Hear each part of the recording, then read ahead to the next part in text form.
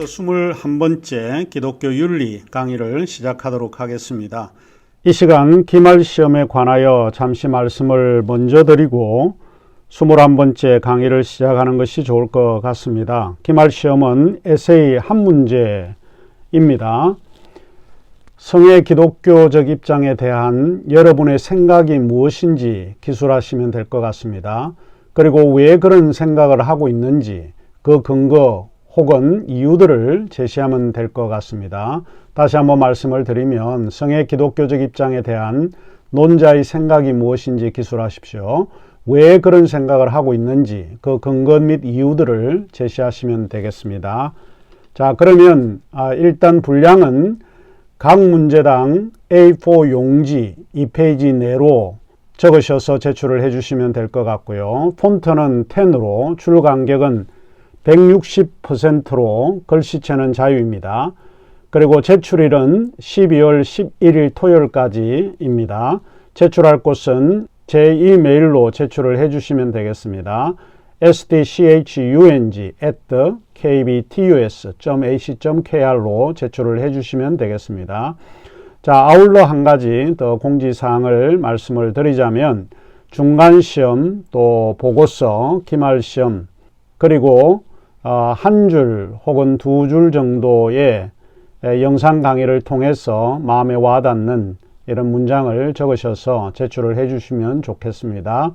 자, 이것은 이제 출석으로 우리가 대신 해야 되는 것이기 때문에 그렇게 해주시면 될 것 같습니다.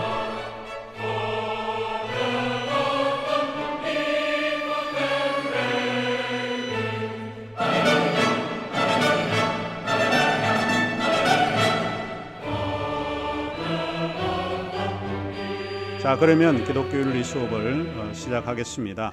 지난 시간에 이어서 우리가 성에 관한 기독교적 입장을 살펴보고 있는데, 지난 시간에는 잔 칼빈이 생각하는 성에 관한 이야기를 살펴보았습니다. 개혁주의 전통에서 성에 대해서는 어떤 생각을 가지고 있는지 칼빈을 통해서 잠시 언급을 해드렸고, 이 시간 이어서 계속해서 기독교 역사에서 나타나 있는 성에 대한 이야기가 어떻게 전개되고 있는지를 우리가 살펴보도록 하겠습니다. 기독교 역사에서 성에 대한 일반적인 생각을 우리가 요약해 볼 수 있는데 아마도 이렇게 말할 수 있지 않을까 싶습니다.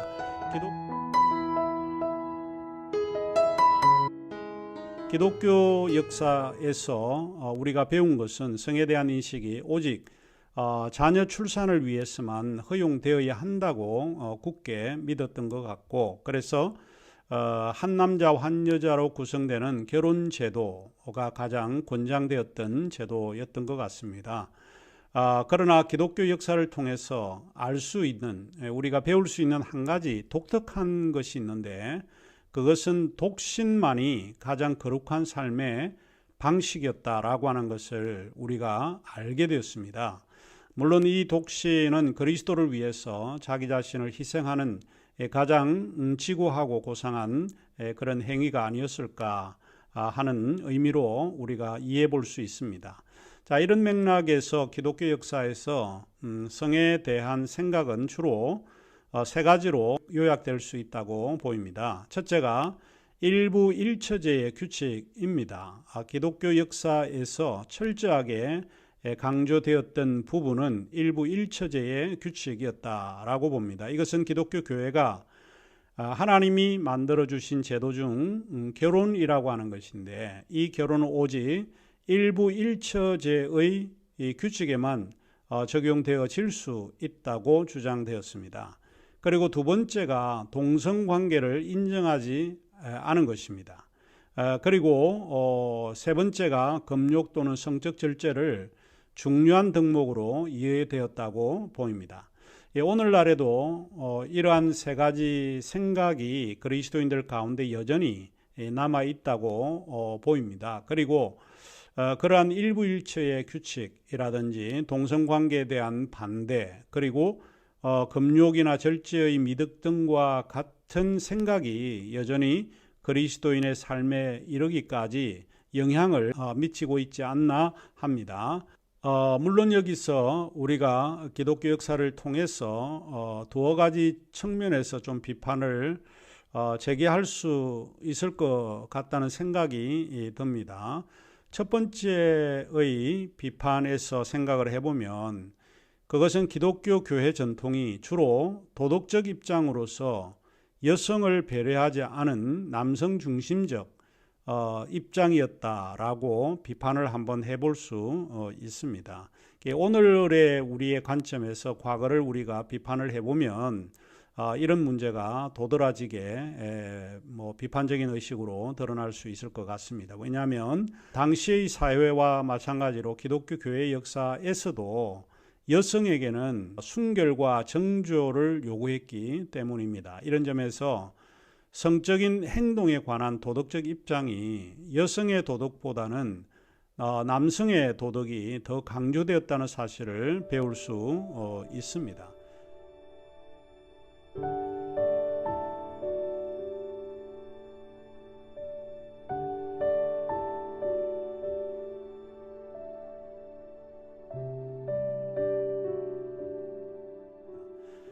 프랑스 철학자 미셸 푸코는 이렇게 역사에 나타난 여성의 성에 관한 도덕을 다음과 같이 표현을 했습니다.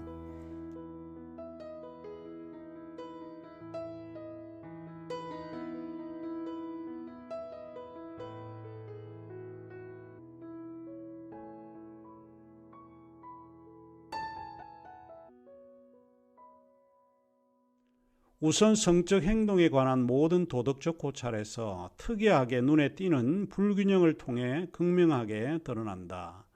여자들은 일반적으로 대단히 엄격한 구속에 따라야만 한다. 하지만 이 도덕은 여성용 도덕이 아니다. 여기서 환기되고 정당화되거나 상술되어 있는 것은 여자들의 의무도 책임도 아니다. 그것은 남자들의 도덕이다. 남자들에 의해 생각되고 씌어지고 가르쳐진 그리고 분명 자유인 남성을 위한 도덕이었다. 여기서 여자들은 대상으로서 아니면 기껏해야 자기네 권력 하에 있을 때만 양성하고 교육하고 보살펴 주어야 한다. 미셸 푸코의 성의 역사에서 미셸 푸코는 과거의 역사에 대해서 이렇게 비판을 했습니다. 두 번째 측면에서 기독교 역사에 대한 비판은 성에 대한 담론이 개방되지 않았다라고 보입니다. 성에 관해서는 이야기를 못하게 함으로써 성을 억압했다라고 하는 것입니다. 기독교 역사에서 성은 자유롭게 이야기하고 설명되어지는 것이 아니고 이야기하면 안 되는 것, 말할 수 없는 것, 가르쳐 줄 수 없는 것, 불결한 것, 경건하지 못한 것 등 이런 것으로 받아들여졌다라고 보이고 교회 안에서는 성에 관한 담론의 이야기는 피하는 것이 좋다 이렇게 여겨졌던 것 같습니다. 그러므로 성에 대한 담론은 절제된 규범으로 검열의 대상이 되었기 때문에 우리가 기독교 역사에서 본 것처럼 성에 대해서는 꺼리는 것으로 아니면 조금 지나치게 생각한다면 성은 악한 것으로 아마 이해되지 않았나 하는 점입니다. 이런 것들을 과거 기독교 역사를 공부를 해보면 좀 비판을 해보지 않을까 싶습니다. 이런 두 가지 정도로 기독교 역사에서 보아온 성에 대한 담론을 좀 비판해 볼 수 있을 것 같습니다. 자, 그러면 이제 우리는 성에 대해서 신학적 입장은 무엇인지를 살펴보는 것이 좋을 것 같습니다. 하지만 이 부분은 너무 많은 이야기가 있기 때문에 제가 고려하는 부분은 로저 크루크의 기독교 윤리학에서 그의 생각을 요약하고 여러분에게 전달해 주는 것이 아마도 좋을 것 같습니다.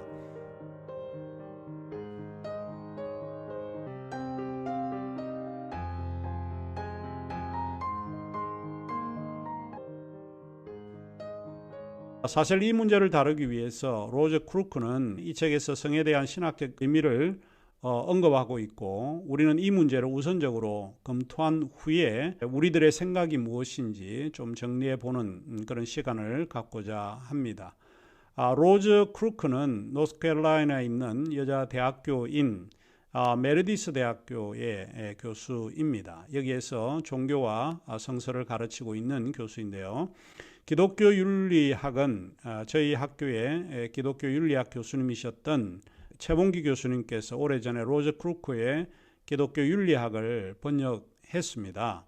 이 책은 많은 점에서 상당히 유익한 부분이 없지 않아 있습니다. 우선 우리가 지금 살펴보려고 하는 성에 대한 것도 다소 전통적인 그런 입장이긴 하지만 중요한 6가지 신학적인 의미를 제공하고 있기 때문에 살펴보려고 합니다. 그 신학적인 의미는 다음과 같습니다. 첫째로 성은 하나님의 선물이다 라고 하는 것입니다. 하나님께서 태초에 인간을 창조하실 때에 남자와 여자로 창조하심으로써 인간은 본래부터 성적인 존재로 지음을 받았습니다. 남성은 여성이 필요하고 여성은 남성이 필요한 존재입니다. 이 성의 매개로서 남성과 여성이 형성이 되었다라고 하는 것을 우리가 알 수 있는데 우리의 성은 이제 이런 점에서 하나님의 창조 사역에 그 뿌리를 두고 있고 창조 질서 속에서 없어서는 안 될 부분이 성에 대한 이야기입니다. 성이란 결코 수치스럽거나 추한 것이 아니라 하나님께서 심히 좋았다고 하신 6째 날의 창조에 포함되는 이야기입니다. 그리고 인간의 창조는 분명 하나님의 형상을 따른 창조임을 우리가 기억해 볼 수 있는데 그러므로 성은 분명하게 하나님의 선물입니다. 선물의 특징은 무엇입니까? 선물은 감사하는 것이죠. 이 성은 결국 인간에게 주어진 것이기 때문에 감사해야 되는 것이라고 봅니다. 우리에게 성을 주신 하나님께 감사하는 것이 기독교 윤리가 지향하는 생각이라고 하는 사실입니다. 둘째로 크루크는 인간의 성은 나쁜 것이나 아니면 악한 것이 아니라 선한 것이라고 말하고 있습니다. 첫 번째는 성은 하나님의 선물이고 두 번째는 성은 아름다운 것이다 혹은 선한 것이다 라고 이야기를 합니다. 이것은 하나님의 창조가 항상 선한 것이라고 하는 전제에서 출발하고 있습니다. 우리는 성을 더럽고 불결하고 또 불경건한 것으로 혹은 죄악시하는 것으로 여겨서는 안 될 것입니다. 셋째로 크루크는 성관계를 두 인격체의 행위라기보다는 한 인격체의 행위로 이해하고 있습니다. 남녀가 성적으로 안다는 것은 육체적인 관계 그 이상의 것을 의미하고 있습니다. 서로에 대해 아는 통로가 성적인 관계를 통해서 이해될 수 있다라고 본 것입니다. 이것은 한 인격의 만남을 의미하는 것입니다. 성경에서 최초로 언급된 아담과 하와의 성관계를 표현하는 단어가 있는데 아마 구약학자들에 의하면 그것이 히브리어로 야다라고 하는 것입니다. 야다는 알다라고 하는 뜻입니다. 이것은 창세기 4장 1절에 여러분이 보시면 참조할 수 있을 것 같습니다. 이것은 단순히 어떤 행위가 아님을 보여주는 것입니다. 아담이 하와와 성관계를 맺는 장면을 히브리어 성경이 알다라고 이렇게 말한 것은 성경이 뜻하는 성관계가 단순한 성적 접촉 이상의 의미를 지니고 있다라고 하는 것을 볼 수 있습니다. 여기서 성관계를 통해 부부가 서로를 아는 것은 단순히 어떤 사실에 대한 인식이라든지 지성적 알물 이야기하는 것이 아니라 그것은 실제적인 알무로서 남자와 여자가 육체적인 교제 이상의 깊은 교제 속으로 들어갈 수 있다는 것을 암시하는 말이기도 합니다. 따라서 부부간에 이루어지는 이런 인격적인 깊은 교제가 결여된 채로 이루어지는 일회성 성관계는 성경적인 본래 성과는 거리가 상당히 멀다라고 보입니다. 남자와 여자, 곧 남편과 아내 사이에 이루어지는 성관계는 단순한 육체관계를 넘어선 삶과 삶을 나누는 깊은 이해관계, 인식의 관계로 들어가는 통로와도 같은 것입니다. 넷째로 성관계는 어떤 목적을 가지고 있습니다.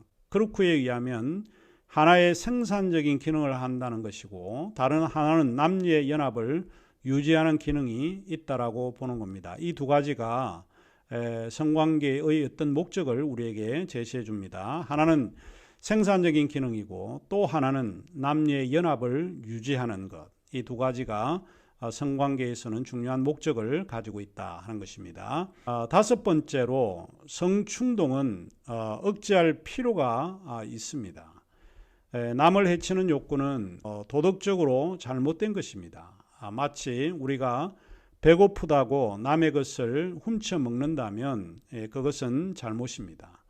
이것은 우리 기독교의 핵심 가치가 타인에 대한 배려라는 것을 이해하면 쉽게 이해될 수 있을 것입니다. 우리는 타인의 몫을 내 개인적인 성적 욕망을 통해 이루어서는 안 된다라고 하는 것을 지적하고 있습니다.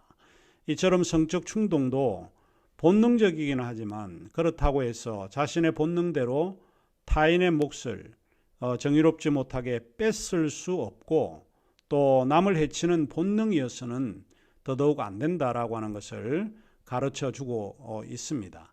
그리고 마지막 여섯 번째로 크루크는 이렇게 이야기를 합니다. 남녀 간의 성적인 관계는 인격적인 완전성에 근거되어 있으므로 어떤 동기나 태도에 의해서 판단되어야 한다라고 이야기하고 있습니다. 일방적인 행동은 전적으로 잘못입니다. 성은 상대방의 인격을 배려해야 합니다. 상대방의 인격성을 생각하지 않으면 이것은 굉장히 큰 문제가 될 수 있죠. 우리가 배제해야 되는 것은 강압이고 폭력이고 이와 같은 것입니다. 이것은 다른 인격에 대한 배려가 없기 때문에 일어나는 것이라고 볼 수 있습니다. 자, 이것이 크루크가 신학적인 의미에서 6가지로 우리에게 제시해 주는 내용입니다. 자, 이제 마지막으로 우리가 그러면 교회는 이 성에 대한 담론이나 이 성과 연관되어 있는 이런 주제들을 어떻게 이해하고 어떤 방향으로 이끌어 가야 할지, 그 문제를 우리가 한번 살펴보도록 하겠습니다.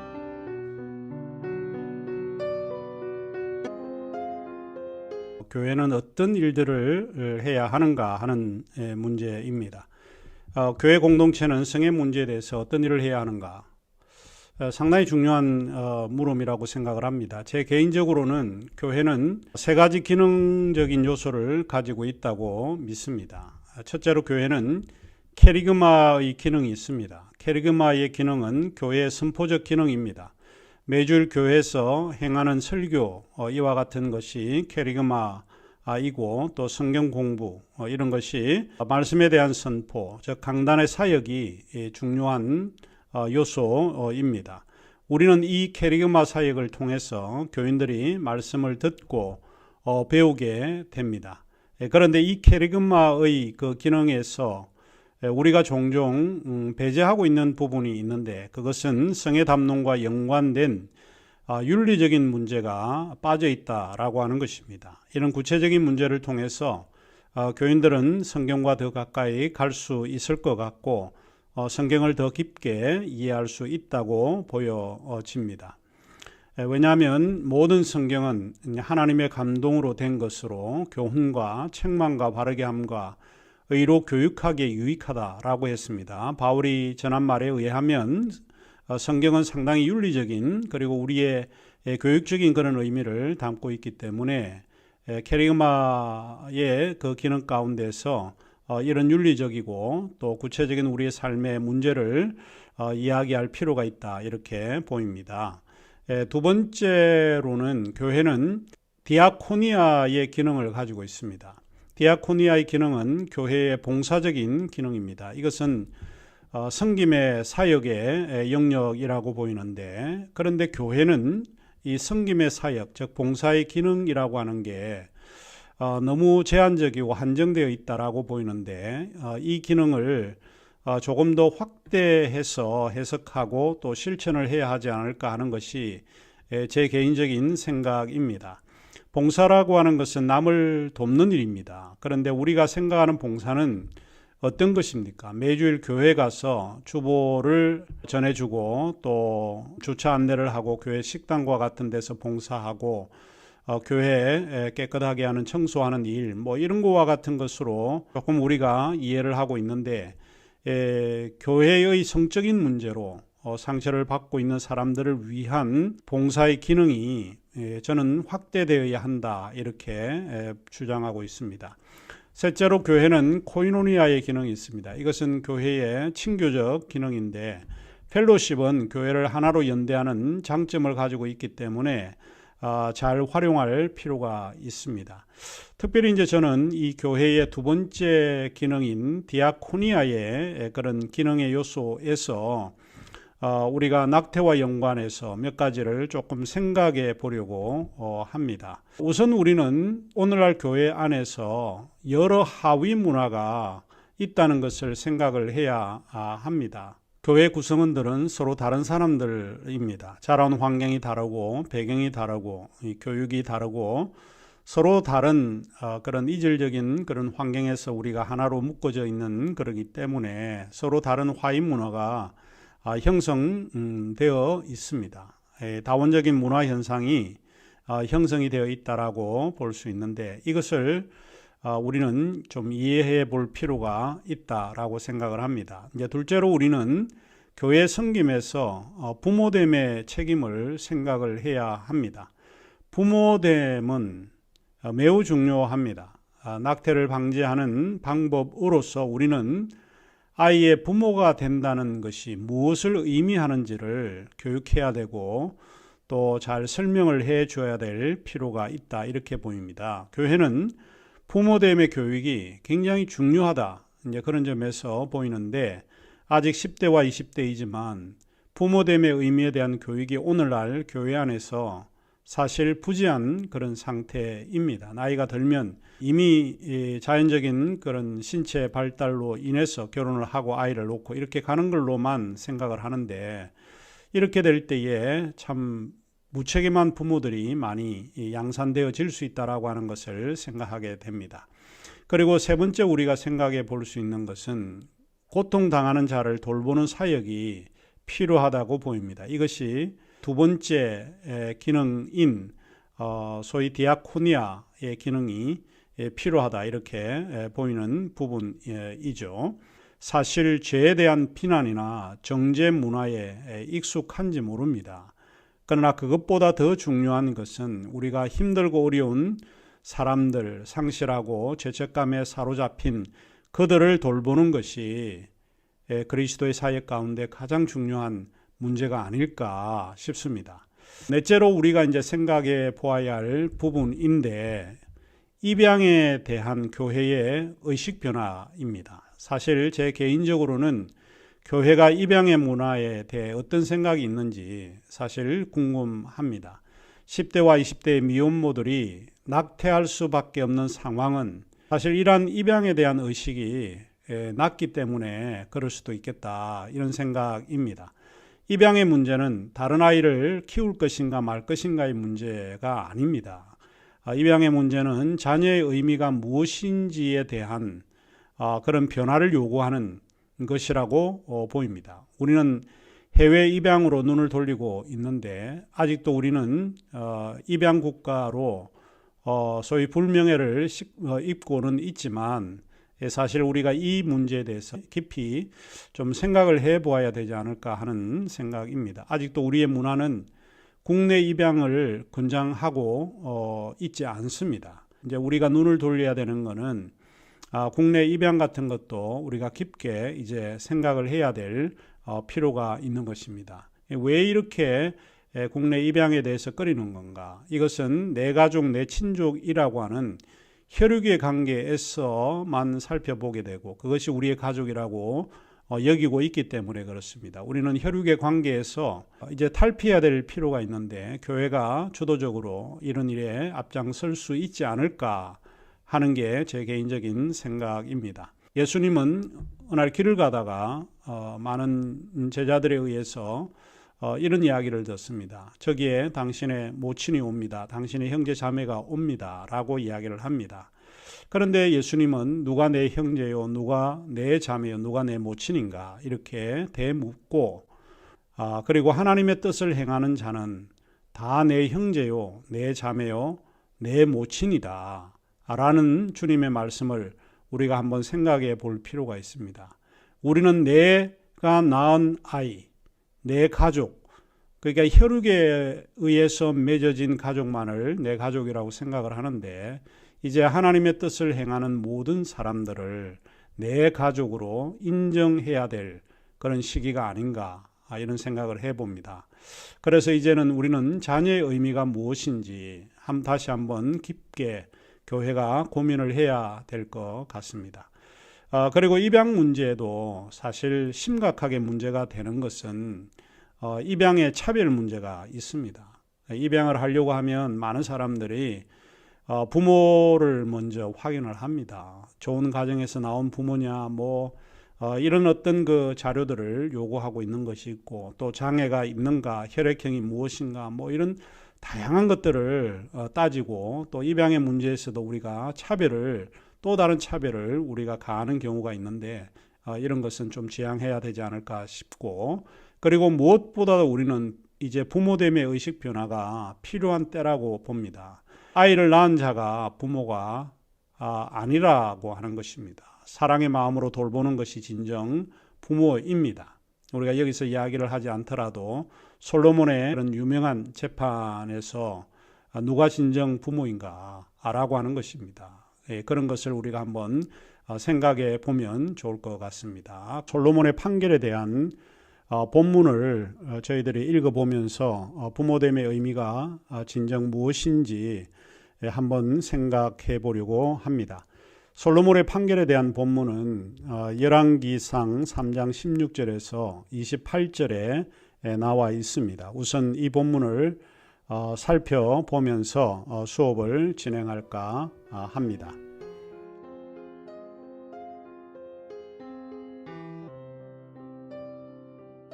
그때 창기 두 여자가 왕에게 와서 그 앞에 서며, 한 여자는 말하되, 내 주여, 나와 이 여자가 한 집에서 사는데 내가 그와 함께 집에 있으며 해산하였더니, 내가 해산한 지 사흘 만에 이 여자도 해산하고 우리가 함께 있었고 우리 둘 외에는 집에 다른 사람이 없었나이다. 그런데 밤에 저 여자가 그의 아들 위에 누움으로 그의 아들이 죽으니 그가 밤중에 일어나서 이 여종 내가 잡는 사이에 내 아들을 내 곁에서 가져다가 자기의 품에 누이고 자기의 죽은 아들을 내 품에 뉘었나이다. 아침에 내가 내 아들을 젖먹이려고 일어나 본즉 죽었기로 내가 아침에 자세히 보니 내가 낳은 아들이 아니더이다 하매, 다른 여자는 이르되 아니라 산 것은 내 아들이요 죽은 것은 네 아들이라 하고, 이 여자는 이르되 아니라 죽은 것이 네 아들이요 산 것이 내 아들이라 하며 왕 앞에서 그와 같이 쟁론하는지라. 왕이 이르되 이 여자는 말하기를 산 것은 내 아들이요 죽은 것은 네 아들이라고 하고, 저 여자는 말하기를 아니라 죽은 것이 네 아들이요 산 것은 내 아들이라 하는도다 하고, 또 이르되 칼을 내게로 가져오라 하니 칼을 왕 앞으로 가져온지라. 왕이 이르되 산 아이를 둘로 나누어 반은 이 여자에게 주고 반은 저 여자에게 주라. 그 산 아들의 어머니 되는 여자가 그 아들을 위하여 마음이 불붙는 것 같아서 왕께 아뢰어 청하건대 내 주여 산 아이를 그에게 주시고 아무쪼록 죽이지 마옵소서 하되, 다른 여자는 말하기를 내 것도 되게 말고 네 것도 되게 말고 나누게 하라 하는지라. 왕이 대답하여 이르되 산 아이를 저 여자에게 주고 결코 죽이지 말라. 저가 그의 어머니이니라 하매, 온 이스라엘 왕이 심리하여 판결함을 듣고 왕을 두려워하였으니 이는 하나님의 지혜가 그의 속에 있어 판결함을 봄이더라. 우리는 이 에피소드에서 한 아이를 두고 두 여자가 내가 친모다라고 하는 엇갈린 주장을 하고 있습니다. 난감해진 사람들이 솔로몬 왕에게 진짜 엄마를 가려 달라고 간청합니다. 자초지정을 들은 솔로몬은 신하들에게 칼을 가져오게 한 후 아이를 반으로 잘라 나누어 가지라고 명합니다. 이에 한 여자가 펄쩍 뜁니다. 아이를 다른 여자에게 줘도 좋으니 죽이지는 말아 주세요. 반면에 다른 여자는 별 말이 없습니다. 두 여자의 반응을 살피던 솔로몬은 아이를 죽이지 말라는 저 여자를 진짜 엄마로 인정하게 됩니다. 비록 아이를 뺏길 망정 죽기를 바라지 않는 것이 모종임을 솔로몬은 알았던 것입니다. 여기에서 우리가 이런 물음을 물을 수 있습니다. 진정 엄마는 누군가? 진정 부모는 누가 부모인가? 부모나 엄마는 생물학적인 의미에서 진정한 엄마나 부모가 아닐 수 있습니다. 진정한 엄마됨, 진정한 부모됨은 모정이 선행되어야 하고 책임이 선행되어야 합니다. 이제 우리는 부모됨의 의미가 무엇인지, 어떤 인식에 대한 변화, 이것에 대해서 우리가 고민해야 합니다. 특별히 한국 사회는 혈연관계의 사회이기 때문에 내 가족 중심의 삶이 1차적입니다. 그러나 타인의 삶에 대한 생각은 우리가 갖지 못하고 있는데, 이 부모됨에 대한 태도를 통해서 우리가 인식이 좀 변화되면 어떨까 하는 생각을 이번 낙태 문제와 성 담는 문제를 통해서 한번 생각을 해보았습니다.